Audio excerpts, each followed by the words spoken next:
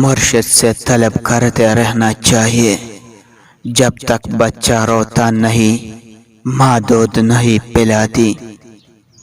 قرآن آئینہ کی طرح ہے جو آپ کے اندر ہر داغ اور دبے کو نمایاں کر کے پیش کرتا ہے۔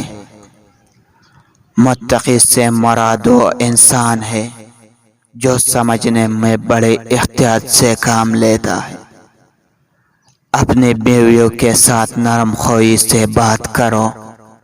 اللہ تعالیٰ نے مردوں کو عورت کا سرپرست بنایا ہے۔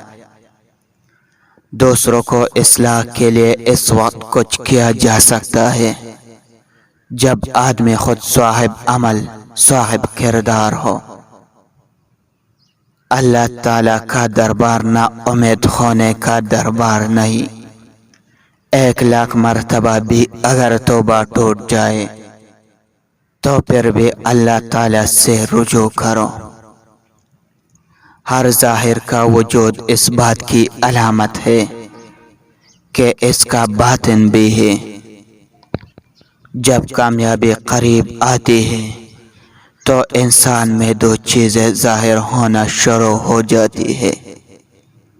اول وہ باعمل بننا شروع ہو جاتا ہے، دوم اس کا تقوی آشنا ہونا شروع ہو جاتا ہے۔